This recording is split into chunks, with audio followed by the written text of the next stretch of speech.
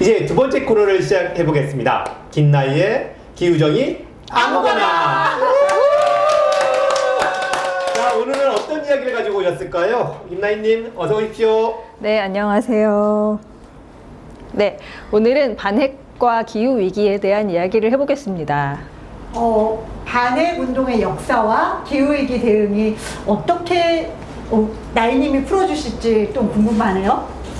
네, 핵발전 업계하고 찬핵 인사들은 늘 핵이 경제적이고 친환경적이라고 주장해왔고, 그리고 기후위기가 불거진 뒤로는 기후위기 대응을 위해서 탄소 배출을 하지 않는 핵이 대안이다, 이런 이야기를 줄창해왔습니다. 제가 정말 수십 년간 직접 보고 겪은 그 울분에 찬 이야기들이 많이 있는데, 예를 들면 1997년에 교토에 가서 교토 의정서가 이제 발효될 때, 그때 기후변화협약 당사국 총회 3차 회의에서 그때 정말 찬핵업계 그 엄청난 로비를 이제 실감하고 돌아왔고요. 그 뒤로도 반핵 운동을 계속 하다 보면 찬핵 그 로비와 광고비라는 게 어마어마해서 재생에너지 투자금보다도 더 많을 때가 있었거든요. 그래서 야, 정말 우리 세금을 내서 우리한테 이렇게 세뇌를 시키는 돈으로 쓰는구나,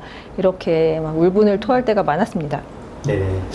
그래서 이 핵산업계가 어느덧 자신들이 기후위기의 최전선에 서 있는 것처럼 열심히 얘기할 때 저도 그런 것도 보면서 아, 진짜 웃기네, 이런 생각이 들었는데, 진짜 이 사람들이 정말 기후위기의 진심이라면 지금처럼 하지는 않았을 것 같은데, 그렇죠?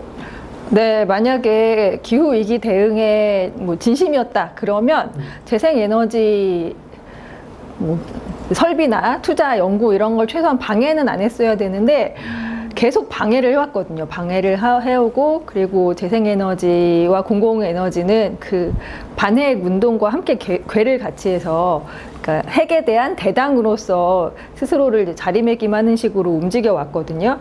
역사가 그것을 증명하고 있습니다. 그런데 친핵론자들은 대규모 집중적인 핵발전과 태양광 같은 소규모 분산적인 재생에너지의 공존을 주장하고 있단 말이죠. 근데 이것이 진짜로 가능한 일일까요? 정말 핵발전이 기후위기 대안이 될 수 있는 걸까요? 네, 활동가들은, 그러니까 반핵 활동가들은 예전부터 이게 안 된다라고 운동적인 측면에서 말을 해왔는데, 실제로 실증적인 연구에서 이것이 밝혀졌습니다. 영국 서섹스 대학과 독일의 국제경영대학원이 같이 연구를 해서 네이처 에너지에 낸 논문에 따르면 1990년부터 2014년까지 무려 25년 동안 123개국을 조사를 한 결과 핵발전소가 늘어나는 것과 온실가스 감축이 상관관계가 없다. 그러니까 핵발전소를 많이 짓는다고 해서 온실가스 배출이 줄어들지 않는다, 이런 결과가 나왔고, 그리고 잘 사는 나라, GDP가 높은 나라들은 약간 감소하는 경향이 있지만 그럼에도 불구하고 그 투자한 돈을 재생에너지 파트에 투자를 했으면 더 많은 감축 효과가 있었을 것이고, 그리고 GDP가 좀 낮은 나라들, 좀 덜 개발된 나라에서 핵발전이 되면 될수록 오히려 온실가스 배출량이 늘어나는, 그런 같이 늘어나는 관계를 보였습니다. 그래서 이게 핵발전소가 늘어난다고 온실가스 배출이 줄어들지 않는다, 이런, 네, 제가 기후정의 아무거나 SOS 5회에서 이 디커플링이란 없다, 탈동조화는 없다 라는 것을 얘기한 바가 있으니까 여러분 가서 복습을 한번 해보시기 바랍니다. 네.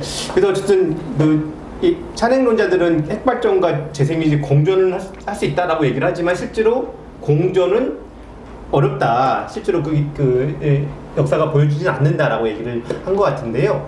그러면 근데 어떻게 하면 이제는 어떻게 해야 될까요? 뭐 핵발전은 당연히 아닌데, 네. 그러면 이 기후위기 해결하기 위해서는 우리는 어떻게 해야 할까? 특히 에너지는 어떻게 해야 할까? 이 좀 의견을 한번 들어보고 싶네요. 네, 핵발전과 재생에너지가 같이 갈 수가 없는 이유는 이제 두 에너지의 성격상 경로 의존적으로 가기 때문에, 한마디로 뭐 핵발전소가 많아지고 잘 되면 핵발전소 인프라가 늘어나고 그리고 중앙 집중적인 그런 에너지 분배 수송 체계가 자리 잡고 그리고 한번 핵발전소가 지어지면 이거는 껐다 켰다 할 수가 없기 때문에 이만큼의 에너지가 항상 생산이 되는 상태로 갑니다. 그렇기 때문에 뭐 바람이 많이 불면 풍력 발전이 많이 되고 햇빛이 많이 쬐면 태양광 발전이 많이 되는데 그럴 때 갑자기 에너지가 많이 생산된 것을 분산시켜서 저장할 수 있는 체계가 없기 때문에 그래서 핵발전계에서는 재생에너지 때문에 지금 핵발전소 멈추게 생겼다고 막 투덜투덜 거리고 있거든요. 뭐 어처구니가 없는 일이죠. 자기들이 멈춰야지. 그래서 지금 되게 굉장히 중요한 시기이기 때문에 이 중앙 집권적인 에너지 수송 체계를 어떻게 하면 이 에너지 망에서 걷어낼 것인지에 대해서 굉장히 세심한 접근이 필요합니다. 뿐만 아니라 우리 이렇게 기후 정의를 얘기하고 있는데 정의 측면에서도 핵발전은 상당한 문제가 있다고 들었어요. 어떻습니까? 네, 핵발전 그리고 핵무기는 거의 언제나 독재 정권 그리고 불평등 기후 부정의와 결탁이 되어 있고 반대로 반핵운동은 민주화운동 그리고 평화운동, 반핵운동, 반전운동 이런 운동과 같이 함께 가는 면이 있습니다. 서로 힘이 되어주기도 하고 국제연대가 그런 면에서 반핵운동을 통해서 일어나기도 하고 그렇습니다. 그래서 제가 대만하고 필리핀의 예를 들어드리려고 하는데요. 필리핀은 핵발전소가 한 개 있어요. 여러분 필리핀의 핵발전에 대해서 알고 계십니까? 아니요, 저는 몰라요. 네, 핵발전소가 한 개 있어요. 한 개 있는데 바탄 반도라고 하는 휴화산과 그리고 지진대에 가까운 곳에 핵발전소가 하나 있어요. 그런데 이 핵발전소가 한 번도 가동이 된 적은 없어요. 되게 신기하죠. 이게 마르코스 그 독재 정권 때 1979년에 건설이 시작되었습니다. 우리나라 고리 2호기와 같은 기종인데 이제 짓다가 한참 짓고 있는데 1979년에 무슨 사고가 터졌을까요? 쓰리마일이요. 네, 그렇습니다. 네. 쓰리마일 아일랜드에서 노심 용유 멜트다운 사고가 일어났죠. 미국에서 쓰리마일 섬에서 큰 사고가 일어났습니다. 그래서 그때 반핵 운동이 엄청 불거지고 그리고 마르코스 정권도 안전 문제로 일단 건설을 중단한다 이렇게 발표를 했어요. 그리고 실제로 안전 점검을 해보니까 무려 4,000개의 결함이 발견이 되었습니다. 그런데도 불구하고 이제 좀 있다가 다시 이 프로젝트를 핵발전소 프로젝트를 다시 강행을 하기 시작했어요. 그런데 이 70년대 80년대 반핵 운동의 중심에 이 핵발전소 반대가 있었고요. 그리고 이것이 필리핀의 미군 기지 그리고 핵무기 반대 운동과 또 연계가 되게 됩니다. 그리고 1985년에는 그 인민 파업이라고 하는 필리핀에서 역대 가장 큰 시위가 일어났습니다. 그리고 이때 이제 군에 의해서 활동가 7명이 희생되기도 했는데 이때 투쟁으로 일단 또 주춤했고 그러면서 계속 미뤄졌다가 결국 84년에 완공이 되긴 됐어요. 그렇지만 핵 원료 장전은 또 계속 미뤄지고 있었습니다. 그런데 86년에 또 무슨 일이 터졌을까요? 체르노빌 참사. 네, 그렇습니다. 체르노빌 정말 역대 가장 최악의 핵사고가 터졌습니다. 그래서 그리고 그 이어서 필리핀에서는 피플 파워 혁명이 일어나고 마르코스가 물러나고 이제 코라선 대통령이 집권을 시작해서 이 핵발전소를 가동 안 하겠다 드디어 결정을 했고 그리고 추후 조사를 해보니까 역시 아니나 다를까 미국의 웨스팅하우스하고 마르코스 정권이 이제 검은 거래가 있었다는 것이 밝혀졌습니다.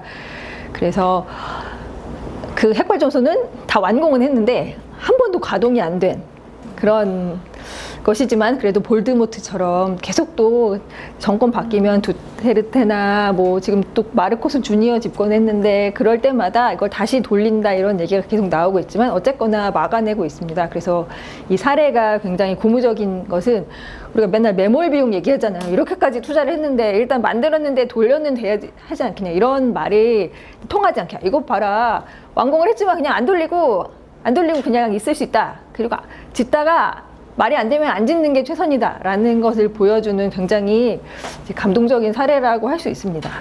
네. 필리핀 얘기를 해주셨는데 가동하지 않은 핵발전소. 오스트리아에도 가동하지 않은 핵발전소가 있죠. 그래서 그런 것처럼 진짜 이 돈을 엄청 넣는데도 가동하지 않고 있는. 근데 이게 또 필리핀의 이 민주화운동 이런 것들과 다 연결되어 있다는 얘기 들으니까 정말 핵발전소라는 거는 한 사회에서 정말 중요한 문제덩어리구나 이런 생각을 하게 됐는데요. 근데 이것과 함께 아까 대만 얘기도 좀 하신다고 하셨어요. 최근에 들어보니까 대만에서 마지막 핵발전소를 포기하는 국민투표가 있었는데 이겼다 이런 얘기 들은 것 같은데 그 얘기도 좀 해주시죠. 네, 대만도 역시 군사 독재 시절에 핵발전이 추진이 되기 시작하고 민주화 투쟁과 함께 반핵 운동이 일어나기 시작했습니다. 우여곡절이 있었는데 이제 반핵 운동이 부흥했다가 줄어들었다. 근데 2011년에 또 뭐가 터졌습니까? 무슨 일이 일어났죠? 후쿠시마요. 네, 후쿠시마 참사가 또 일어났습니다. 그래서 그때부터 이제 반핵 운동이 크게 힘을 받기 시작했습니다. 그러다가 또 역풍이 좀 불기도 했는데, 그래서 그 찬핵파들이, 핵발전소 추진파들이 되게 의기양양해서 국민투표를 추진을 했거든요. 2021년 국민투표를 했는데 어떻게 되었을까요? 이겼나요? 네, 그렇죠. 그 핵발전소 찬성파들은 국민투표하면 이길 줄 알고 되게 신나가지고 국민투표를 발의했지만 거꾸로 제4 핵발전소 건설 재개에 대한 국민 의견은 완전히 반대쪽으로 완전히 이렇게 방점이 찍혔습니다. 그래서 핵발전을 이제 더 이상 하지 않는 것으로 나라 전체가 결정이 되었고 2025년 5월 23일 대만은 마지막 원전을 가동을 중단하면서 아시아 최초로 탈핵 국가가 되었습니다. 와. 네, 부럽네요. 네. 와. 오늘 굉장히 많은 이야기를 들었어요. 공부를 아주 시게 한 느낌이지만 사실 또 너무 많은 얘기를 들어서 좀 요점 정리가 필요한 것 같습니다. 딱딱 요점으로 한번 정리를 좀 해주세요. 네, 역사가 증명을 하고 있습니다. 핵이 위험하다는 것. 지금 핵사고 크게 난 데가 미국의 쓰리마일, 소련의 체르노빌, 그리고 일본의 후쿠시마인데 정말 초강대국들 아닙니다. 이 나라들에서 핵사고가 났으면 대체 어느 나라에서 운용을 잘 할 수 있다는 말이겠습니까? 그러니까 핵이 위험하다는 건 이미 역사가 증명을 하고 있습니다. 그리고 핵산업계가 기후위기 대응을 방해하고 지금도 방해하고 있다는 것도 역시 역사적으로 증명이 되었고, 핵이 늘어난다고 해서 기후위기가 이제 저감되지 않는다는 것도 역시 증명이 되었습니다. 그리고 총 에너지 사용량이 늘어나면, 그러니까 핵발전을 많이 늘려서 총 에너지 사용량이 늘어나면 아무리 뭐 석탄, 석유 발전이 줄어든다고 해도 총 에너지 사용량이 늘어나면 총 물질 사용량도 늘어나고 총 쓰레기도 늘어나고 서식지 총 파괴량도 늘어나고 탄소 배출 총량도 늘어나고 이 모든 것이 같이 정비례 한다는 것이 또 증명이 되어 있습니다. 네, 기후위기 기후정의 SOS 5화를 보시면 디커플링은 없다는 것에 대해서 알 수 있습니다.